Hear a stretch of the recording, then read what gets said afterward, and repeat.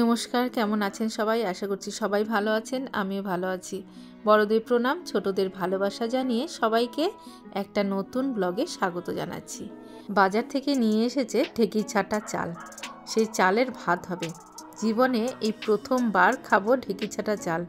এটাকেই brown rice বলে কি না আমার ঠিক জানা নেই, তবে চালটা কিন্তু লালচে লালচে, আর এটাতে নাকি প্রচুর পরিমাণে ভিটামিন বি আছে। গ্রামেগঞ্জে একসময় এই চালের ভাত দিয়ে সুস্বাদু অনেক রকমের ডিশ রান্না হতো, তো সেসব তো এখন অতীত। মানে এখন পাওয়া যায় কিনা আমার ঠিক জানা নেই, তবে এটা আমরা কিনেই এনেছি আর ভাতটাও বসিয়ে দিয়েছি। আর বারবার করে একটু সাবধানে নাড়াচাড়া করে দেখছি যে ঠিক মতো হচ্ছে কিনা বা হতে কতটা টাইম লাগবে। আবার বেশি গলে গেলে খেতে ভালো লাগবে না, আর এরকম হচ্ছে। আর দেখো ভাতের জলটা যে ফুটছে সেই জলটাও কিন্তু লালচে। আর আজকে সকাল সকাল আছে কইনা টিফিন। সকালে ও খেয়েছে, খাওয়ার পরে ওকে দুটো খেজুর দিই সকালে যেদিনও বাড়িতে থাকে, আর না হলে পরে সন্ধেবেলায় দুধের সাথেই খায়। তো সকাল সকাল দিয়ে দিলাম। তারপরে এবারে চুল আসাচ্ছে। এছাড়াও সকালে যেদিন বাড়িতে থাকে সেদিন ওর ডিউটি থাকে নিজের বেডটাকে ঠিকমতো ক্লিন করা, ঠিকমতো একটু গুছিয়ে রাখা ঘরটা। তো সেটা মোটামুটি করেছে। এমনিতে অন্যান্য দিনগুলোতে সেভাবে টাইম হয় না, যার জন্য ছুটির দিনগুলোতে একটু ঘরের কাজ করে, আমাকে হেল্প করে। শনি ও রবি দুদিন ছুটি পায়, কিন্তু দুদিনই ওর সকালের দিকটায় টিউশনি থাকে জন্য আমরা সেভাবে কোথাও বেরোতেই পারি না। ছুটির দিনগুলোতে একটু বেরোতে ইচ্ছে হয়, কি আর করা যাবে। তো চলো দেখি, অ্যাট লাস্ট ভাতটা কিন্তু হয়ে গেল। আর সময় কিন্তু খুব একটা বেশি লাগলো না, খুব তাড়াতাড়ি হয়ে গেল, যার জন্য আমি বারবার দেখছিলাম চেক করে, যদি গলে যায় তাহলে তো খেতে ভালো লাগবে না। আর এই ফার্স্ট রান্না করছি, তো এবারে মাঠটা গেলে নেব। দেখছি ভাতটা বেশ সুন্দর নরমও হয়ে গেছে, একটু মনে হচ্ছিল যে এবার নামানোর আগে যে গলে যাবে নাকি, কিন্তু আবার ভাতটা টিপে টিপে দেখলাম যে না, ঠিকই হয়েছে। মোটামুটি ঠান্ডা হলে একদম পুরো ঝরঝরে হয়ে যাবে। দেখুন গায়ের মধ্যে পুরো লালচে লালচে দাগগুলো থাকে, ওগুলো মানে চালের উপরের যে একটা আস্তরণ, সেই আস্তরণটা, এই আস্তরণটা নাকি মেশিনে দিলে পরে উঠে যায়, যার ফলে চালের যে একটা ভাতের যে খাদ্যগুণ যেটা থাকে সেটা নাকি আমরা ঠিকঠাক পাই না। ওই উপরের অংশটা দিয়ে আবার বিভিন্ন রকমের খাবার জিনিস তৈরি হয়। তো তারপরে দেখো এনেছে লাফা শাক, এটা আমার কালকে রাতেই বেছে গুছে রাখা উচিত ছিল, তো এটাকে বাছলাম। তারপরে চলে এলো বাজার, কইনার পাপা চলে এসেছে বাজার নিয়ে, সকালের কইনাকে টিউশনে দিয়ে চলে এসেছে। তো মাসের খরচ দু একটা আর কি আনা বাকি ছিল, সেগুলোও নিয়ে এসেছে, মুড়িও নিয়ে এসেছে। আর মুড়িটা আমাদের এখানে বেশ ভালোই পাওয়া যায়, লাল চালের মুড়ি, যে যেরকম চাবে সেরকমই মুড়ি পাওয়া যাবে।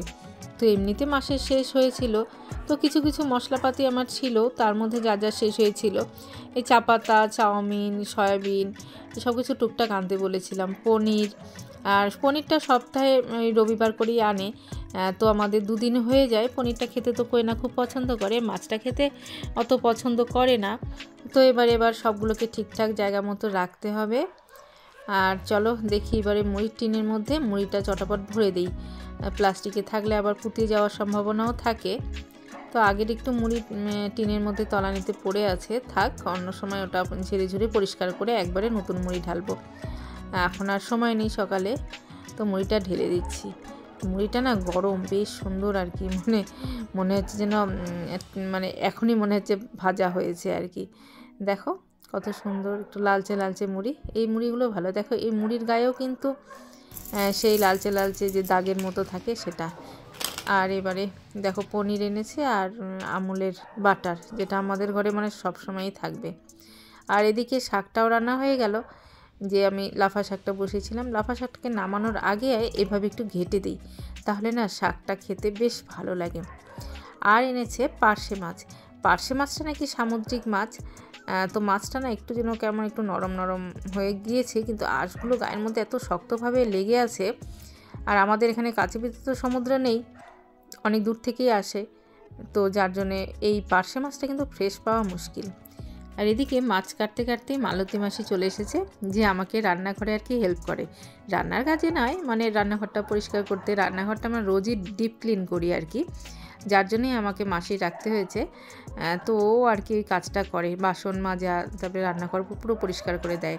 রান্নাঘরটা পরিষ্কার না থাকলে না আমার খুব ভালো লাগে না আর কি, কেমন জানি লাগে। আর রান্নাঘরটাই হচ্ছে আমার কর্মস্থল।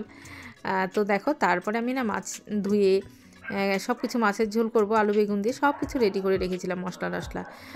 তো এবারে আমি মাছটা ভেজে চটাপট আমি মাছের ঝোলটা তৈরি করে নেব। আর গরম গরম খাওয়াও হয়ে যাবে, যেহেতু আমার স্নানও হয়ে গেছে, কোয়েনারও স্নান হয়ে গেছে। কিন্তু কোয়েনা তো মনে হয় না আমার এই মাছটা খাবে, তো ওকে আবার মনে হচ্ছে একটা ডিমের অমলেট করে দেবো আর শাক দিয়েও খেয়ে নেবে। আর রান্নাঘরে যতক্ষণ থাকি মানে ক্রমাগত কিন্তু আমার হাত দুটো চলতেই থাকে, কিছু না কিছু আমি করে রাখি।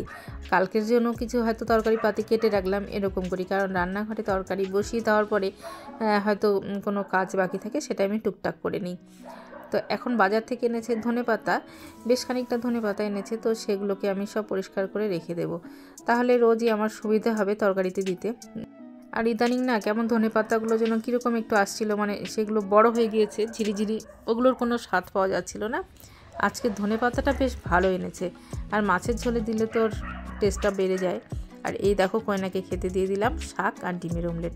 আর ছুটির দিন কোয়েনার বাবা বাড়িতে থাকে, যার জন্য ও একটু ঘরের কাজকর্ম করে, তো স্নান করতে একটু দেরি হয়ে যায়, তো এখনও স্নান হয়নি। আমি ভাবলাম ততক্ষণে একটু আমি শুটকি মাছের একটা রেসিপি করি, মানে আমার তো শুটকি মাছ এমনিতেই খুবই প্রিয়, তো ও আছে বাড়িতে, এমনি সময় তো ওরও খাওয়া হয় না, আর এমনিতেও খেতেও খুব একটা পছন্দ করে না, আর আমার একা খেতেও ভালো লাগে না। তো দেখো, আর রান্নাটা তো একদমই সহজ। প্রথমে ওই মোরালা শুটকিগুলোকে একটু গরম জলে ফুটে নিলাম, তারপরে ভালো করে পরিষ্কার করে ধুয়ে নিলাম, আর রসুন, কাঁচা লঙ্কা, কাঁচা টমেটো এগুলোকে একটু থেতো করে নিলাম হামাল দিস্তায়। তারপরে কড়াতে তেল দিয়ে ওর মধ্যে প্রথমে শুটকিটা দিয়ে দিলাম, তারপরে পেঁয়াজটাকে ভাজা ভাজা হয়ে গেলে পেঁয়াজটা দিয়ে ভাজা ভাজা করে আমি থেতো করা যে সমস্ত আছে টমেটো, কাঁচা লঙ্কা, রসুন সব দিয়ে আমি তেলে মজিয়ে নেব। আর এটাতে কিন্তু কোনো জল দেবো না। দেখো তোমরা একবার রান্নাটা, এই যে এটা হওয়ার দিকে, এখনও হয়নি, আরও কিছুক্ষণ টাইম লাগবে। তো ততক্ষণে যে কটা বাসন আর কি বেরোলো এক্সট্রা, সেগুলোকে আমি ধুয়ে নিচ্ছি। তো প্রথমে তো মালতী মাসি এসে পরিষ্কার করে দিয়েই গেছে, তারপরেও রান্না হলো, এখন আমাকে আবার পুরো ক্লিন করতে হবে। তো দেখো আমার কিন্তু রান্নাটা শেষ। তো দেখো কতটুকু হলো, একদমই অল্প। তো মোটামুটিভাবে রান্নাঘরটা একটু পরিষ্কার করে রাখি, কারণ রান্নাঘর এরকম তেল চিটে বা একটু ময়লা হয়ে থাকলে না আমার ভালো লাগে না একদমই। আর রান্নাঘরটাই হচ্ছে আমার কর্মস্থল, আর রান্নাঘর পরিষ্কার থাকলে না মনটা খুব ভালো লাগে। সকালে উঠে একটা ক্লিন রান্নাঘর পরিষ্কার থাকলে ঘরের সৌন্দর্যটা মানে এমনিতেই বেড়ে যায়। তো যা হোক, খিদে পেয়ে গেছে প্রচণ্ড, চলো এবারে খেতে বসি। তো এই হলো আজকের মেনু, ঢেঁকি ছাটা চালের ভাত, পার্শে মাছের ঝোল, লাল লাল শুকনো লঙ্কা দিইনি, টমেটো দিয়ে করেছি, আর এদিকে হচ্ছে তোমার লাফা শাকের ঝোল, আর এদিকে শুটকি মাছের চাটনি। শুটকির চাটনিতে আবার একটু ঝাল না হলে ভালো লাগে না, তো লঙ্কার গুঁড়ো দিয়েছি, মনে হয় ঝাল হয়েছে। তো বন্ধুরা, ভিডিওটা কেমন লাগলো অবশ্যই জানাবেন। ভিডিও ভালো লাগলে একটা লাইক দিয়ে চ্যানেলটা সাবস্ক্রাইব করবেন আমার পরবর্তী ভিডিও দেখার জন্য। সবাই ভালো থাকবেন, সুস্থ থাকবেন। আজকের মতো টাটা।